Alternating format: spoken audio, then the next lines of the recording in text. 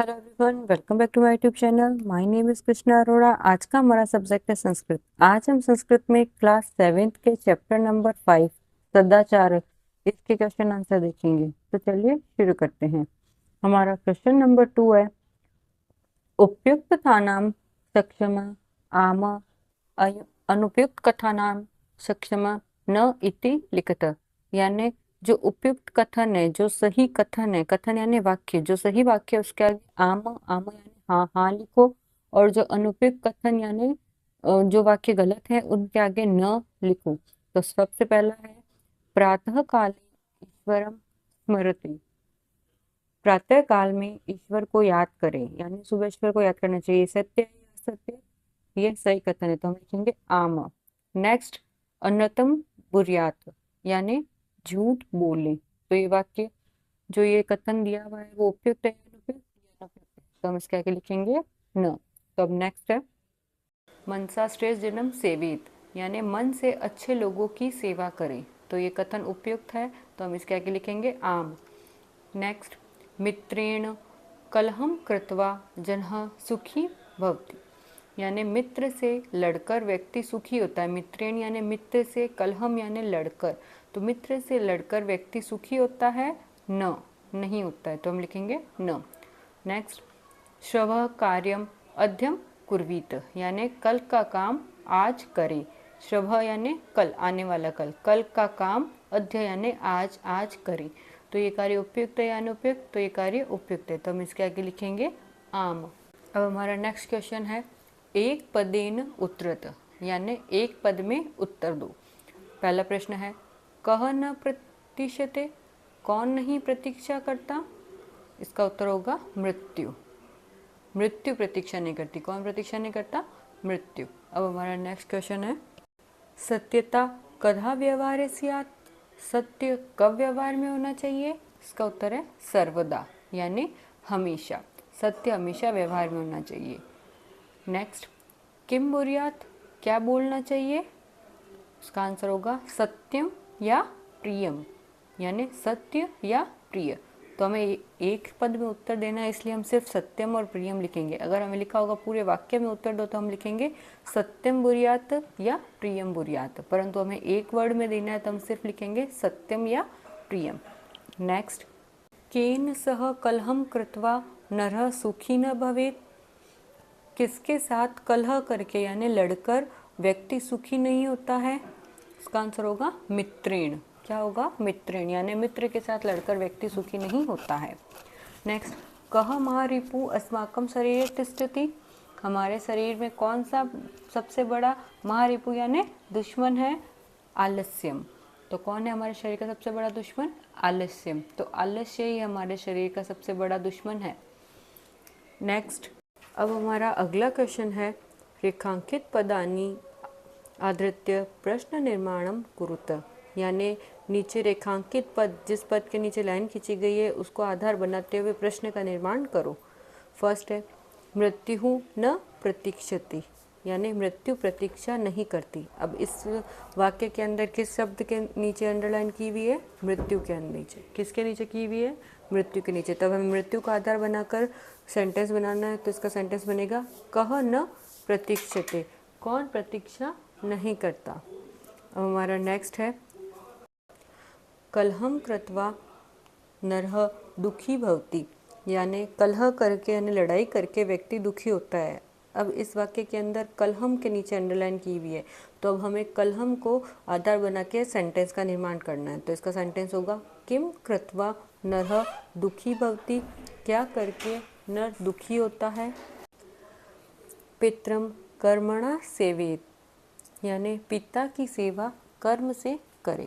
अब इसके नीचे पितरम के नीचे अंडरलाइन है, तो हम पितरम को आधार बना के प्रश्न का निर्माण करेंगे। इसका प्रश्न बनेगा, कम कर्मणा सेवित, किसकी सेवा कर्म से करे।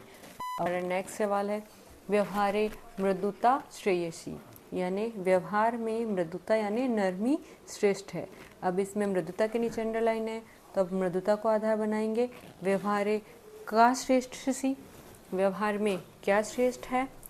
तो अब ऐसे ही हमारा नेक्स्ट क्वेश्चन है, सर्वदा व्यवहारे ऋजुता विधेया, यानी व्यवहार में हमेशा सच्चाई रखनी चाहिए। अब इसमें सर्वदा के नीचे अंडरलाइन है तो हम सर्वदा को आधार बनाएंगे, तो इसका बनेगा कदा व्यवहारे ऋजुता विधेया, कब व्यवहार में सच्चाई रखनी चाहिए। तो ये तो हुआ हमारा क्वेश्चन नंबर 4। अब हम देखते हैं क्वेश्चन नंबर 5।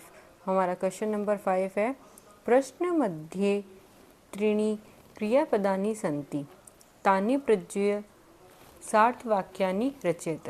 यानी प्रश्न के मध्य में 3 क्रियापद दिए हुए हैं, उनको मद्देनजर रखते हुए, उनको यूज़ करते हुए हमें वाक्य बनाने हैं। तो कौन कौन से क्रियापद है? फर्स्ट है बुर्यात, सेवेत और स्यात। तो अब हमें बुर्यात, सेवेत और स्यात को मद्देनजर रखते हुए सेंटेंस बनाने हैं। और इसके साइड में हमें कुछ सेंटेंस दिए गए हैं, वो अधूरे हैं, हमें उन सेंटेंस में बुर्यात, सेवेत और स्यात ऐड करना है। जैसे सत्यम अप्रियम च न, अब उसके आगे क्या ऐड होगा? बुर्यात, सेवेत या स्यात। तो इस तरह से सारे वाक्यों में हमें ये सब ऐड करके सेंटेंस बनाना है। तो अब हम देखते हैं हमारा सेंटेंस कौन कौन से होंगे। हमारा फर्स्ट सेंटेंस होगा अनत्रम प्रियम च न बुर्यात, यानी झूठ और प्रिय बातें नहीं बोलनी चाहिए, यानी झूठी प्रिय बातें नहीं बोलनी चाहिए। अगर सच करवा है तो हमें वो बोलना चाहिए। व्यवहारे सर्वदा औदार्यम स्यात्, यानी व्यवहार में हमेशा उदारता होनी चाहिए।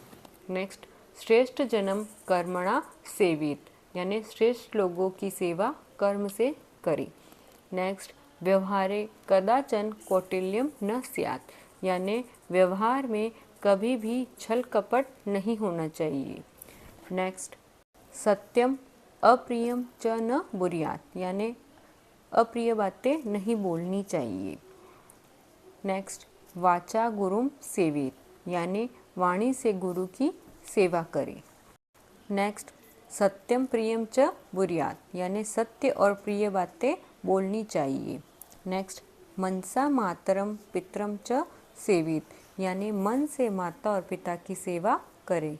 अब हमारा क्वेश्चन नंबर 6 है मंजुषातः अवयव पदानि चित्वा रिक्त स्थानानि पूर्यत, यानी नीचे दिए गए अवयव पदों का प्रयोग करके रिक्त स्थान की पूर्ति करें। अब हमें कौन कौन से अवयव पद दिए गए हैं?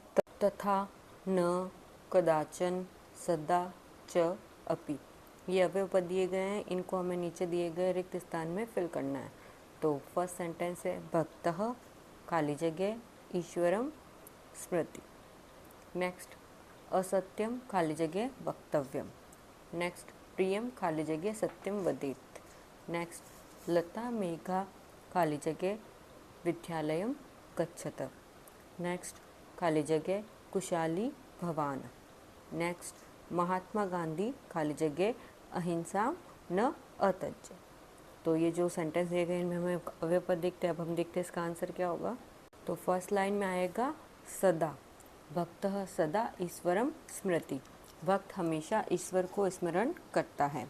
सेकंड लाइन में आएगा न, असत्यम न व्यक्तव्यम, असत्य न कहा जाए।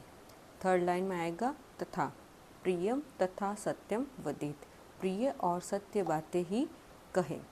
नेक्स्ट लाइन में आएगा च, लता मेघा च विद्यालयम गच्छत, लता मेघा भी विद्यालय जाते हैं, या लता और मेघा विद्यालय जाते हैं।